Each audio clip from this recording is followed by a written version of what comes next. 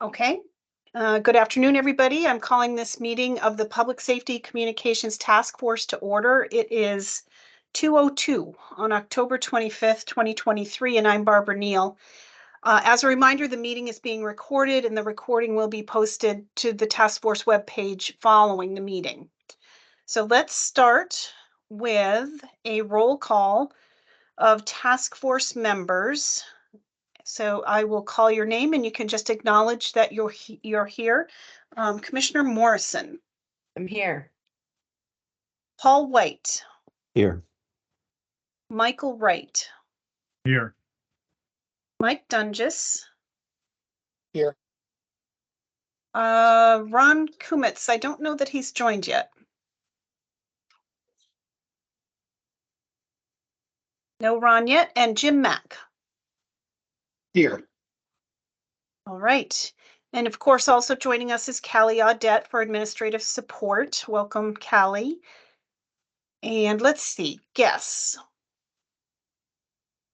Let's start with, I'll call your name. You can introduce yourself and state any affiliation that you care to share. Let's start with, I believe, Stephen Whitaker, telephone number ending in 6687. I'll take your word for it. Okay. Affiliate my homework.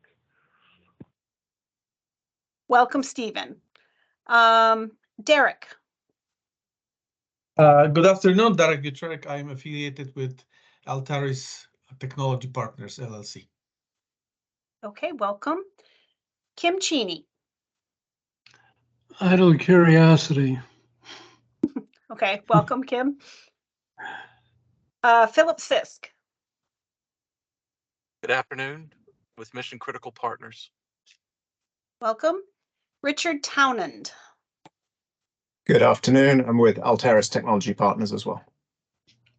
Welcome. Okay. Any other members of the public that I might have missed, that would like to introduce themselves? All right, then. We'll move on to approval of the agenda. So the agenda was distributed to task force members by email. It's also available on our webpage.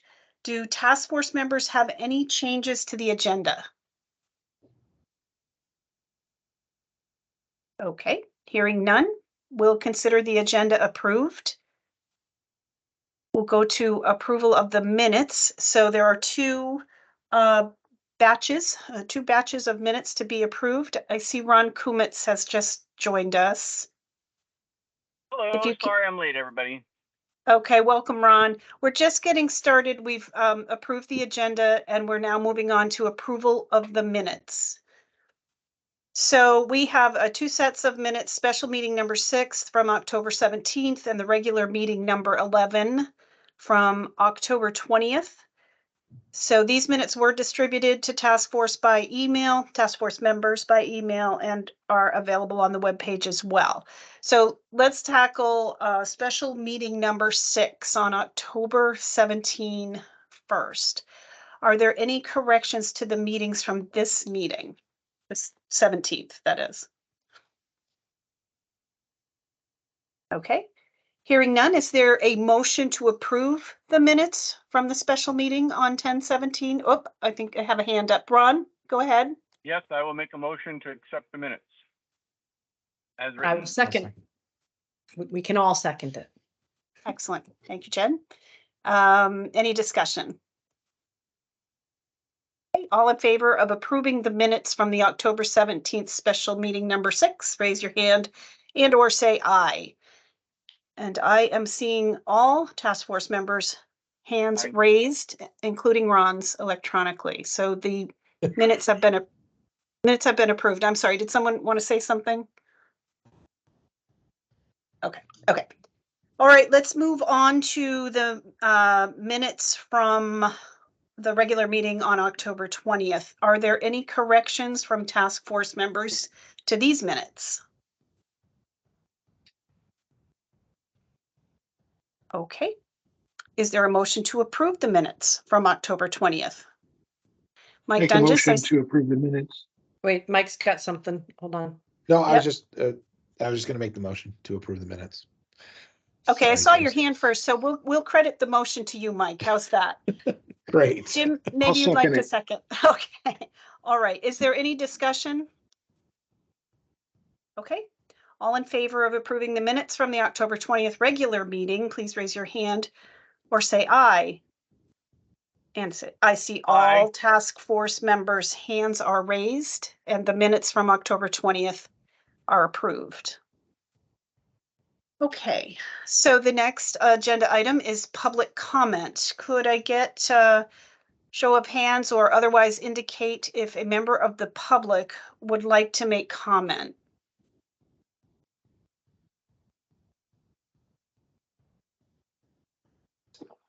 Okay, I'm not see. I can't show my hand, but Okay, I'm Stephen, just a phone participant. I don't see any other hands raised, Stephen, so we'll do public comments. 5 minutes would be a good time. So go ahead. I guess some of this you've heard before. I think that we've kind of your task force has boxed itself in a corner with a RFP that didn't sufficiently flesh out the tasks and a RFP for project management that didn't define a project. And we're kind of circling that conundrum. And yet I don't think that from hearing the discussion on not rushing anything, I don't think enough discussion has been made of the potential of not getting a pilot started.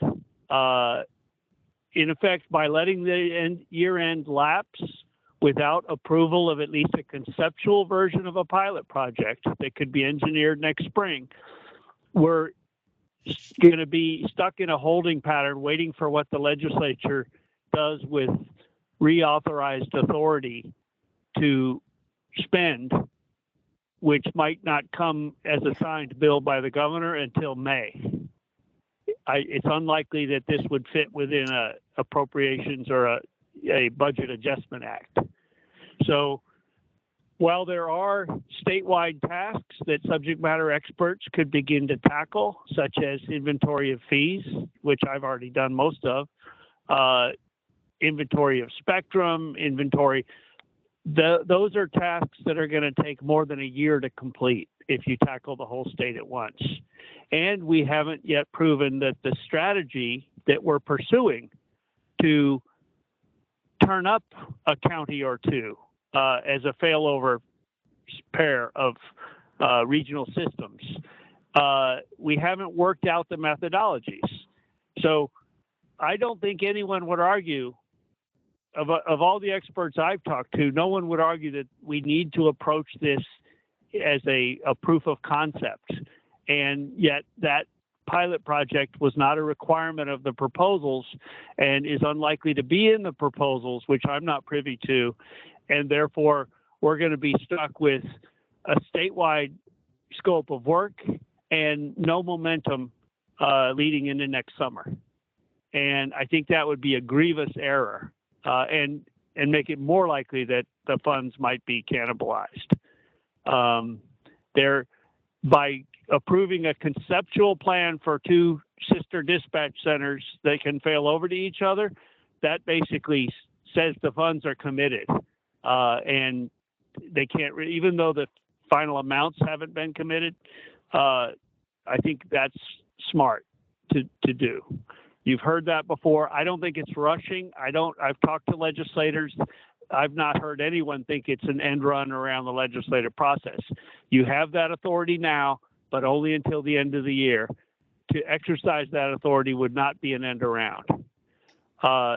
However, you would need to send somebody out to get data ahead of time because of the late dates of the contracts. The contracting won't be executed probably until sometime in November, and that doesn't leave sufficient time to both gather the data and frame a conceptual pilot project covering two counties. Another thing you need to decide on right out the gate is and it's in the legislation that this is both dealing with public safety communications for first responders, and that includes both LMR and LTE. To have answered the Q&A saying we're not going to design LTE solutions is a mistake. It's flat out mistake, because it ignores the fact that the reason the dead zones are here is because they're not profitable for the carriers. And the governor wants cell coverage, and where we're going to spend any public money, we need to make sure all carriers are there. So this is a design process that needs to be done by public investment, even if we can partner with parties for private investment for the infrastructure. So those are two things that you should decide on today, that you're planning for public safety to have both LMR and LTE, and that you need a pilot project as a bite-sized first chunk of how to get started and make sure we're not making a mistake on a colossal statewide scale. On a slightly related topic, the $9 million in congressionally directed spending requires that this committee approve a plan, and that plan probably necessitates design work that should go out to bid, and then that plan, once completed and engineered, needs to go for independent expert review. Any project over $1 million has to go out for independent expert review. That independent expert review at this point probably won't happen till spring. I don't know the timeline on the $9 million. It may need to be spent by the end of 24. But that's an urgent thing. But that's not just because the equipment is going to remain owned by the Department of Public Safety. That whole project is still under the purview of this task force. This is the only task force in law with jurisdiction over public safety communications that exists right now. And that implicates FirstNet, which has been making presentations to Department of Public Safety and Public Service, and they're attempting to convene another, shill committee of rubber stampers like we did last time. And that cannot be allowed. This committee has executive authority and needs to get their head fully around any FirstNet proposals and integrate them with the plans that you're undertaking. That's a lot to heap in your lap, but it evidences the urgency with which you need to have these discussions instead of just listening to comments and passing it over until I raise it again. You need to devote some agenda time to talking about this stuff and in open session. Well, thanks. Okay, thank you, Stephen. Are there any other comments from members of the public? All right, I'm seeing none. So we will move on. Next item up is new business. Is there any new business from task force members for today? Sure, Barb, I can speak to the $9 million congressionally directed spending. We've just heard back from the Attorney General's office that it does not require independent review because it is not an IT project in their estimation. We are insisting on obtaining independent review regardless. And there is a plan that was shared with this group. I'm happy to bring it back as to how the funds would be expended. But again, we're not moving forward until we obtain independent review because we feel that's very important that happen, that we have an outside expert put eyes on the plan and tell us if that is the best direction given the long-term goals of this task force. So we're on top of the 9 million and working in that direction. So that is the only item of new business that I have to share with the group. Thanks. And on that same topic, I'll have to check the legislative language again, but I don't believe that I don't recall that the task force had to approve that plan. My recollection is that the commissioner was to consult with the task force before That's making correct. her decision on how these congressionally directed funds would be handled. Is that your recollection as well? It is, but nonetheless, be very clear. There's going to be criticism no matter how the money's spent. There will be criticism. So we are going to get independent review so that we have outside eyes looking at it to ensure that everyone is comfortable that this is the best possible investment of that money within the performance period, which is short. So the money has to be expended before December 31st of 24. So we are moving in that direction. In fact, that news just came back today that we do not need to have what is typically considered that Mr. Whitaker was referencing. It's not considered an IT project and it does not fall under that requirement of the state provision. Okay. Any questions on that for the commissioner? Or I'm just, go ahead, Paul. I'm just curious, where do you go find an independent expert to do that kind of review? Do you have to put out an RFP and go through that whole process to? So I've asked my team to go find the options. If we could do it for a sole source contract with somebody who was a neutral, not a state actor, somebody who could do it as a sole source contract under $10,000, that might be the quickest, most expedient way to do it. Right. But in the absence of that, I think we would have to put an RFP out to get that, that's how this whole thing came out, is we've drafted an RFP for an independent review and we sent it over in the usual state processes and we were told we don't need to do it. Just because we don't need to doesn't mean I don't want to do it. So we might just continue on the path we were going on anyway. But again, this news just came to me a few hours ago and I have not had time to sit down with my team and fully understand the options that we have in front of us. Thank you. You're welcome. Under new business, because we have nowhere else on the agenda to talk about them, if anyone wants to talk about pilot projects or somehow changing the scope of the RFP to include LMR and LTE, as opposed to the way the Q&A section was responded to by our group, now would be the time to have that discussion.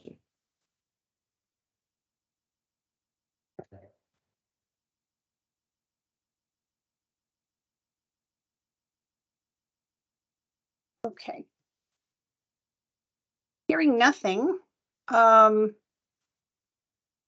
know for my part, I'm going to go back and review the questions and answers that we did and how we responded specifically on the LTE LMR piece, just to refresh my memory. So, I mean, this can be brought up again, I guess is my point. Any other new business task force member would like to present?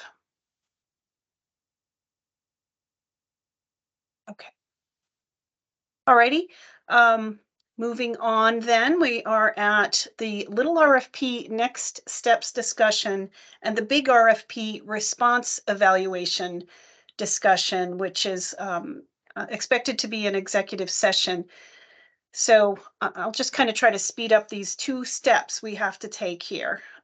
First, before we go into executive session, you all know the task force needs to make a finding that premature general knowledge of the information we'll be discussing would put the task force at a significant disadvantage. So I will make that motion unless we want to have any kind of conversation about this first. The motion that I'm making is that sharing information about bidder presentations and responses publicly would put the task force at a substantial disadvantage in making a decision about awarding a contract to the successful bidder for both RFPs. Is there a second? Second. Thank you, Jim Mack. Is there any discussion? Okay, all in favor of making this finding? Raise your hand, please, or say aye. Aye. I see all task force Aye. members' hands are up and I hear Ron on the phone. So That finding has been made. So the next step would be a motion to move into executive session for the purposes of discussion of the little RFP next steps and the big RFP response evaluations. Is there such a motion? So I'd like to make a motion to move into, Okay, Second. I heard Jen first, and I think Jim seconded. Does that sound about right, Callie? Okay, all right. Okay, all in favor, raise your hand of moving to executive session, raise your hand or say aye. I see all task force members' hands are up, Aye. including Ron's. Okay, all right. We will see you then in the executive session meeting link. Is it possible, Callie, to get a text if you reconvene, please? Yes, I can definitely do that. Okay, Thank Kelly, you. if you could send that to all the interested parties, that'd be helpful. Okay, I will. thanks. All right. Much appreciated. Thank you. Email from me, Callie. Yep, I got that, People- Steve. I'll send you one. Thanks.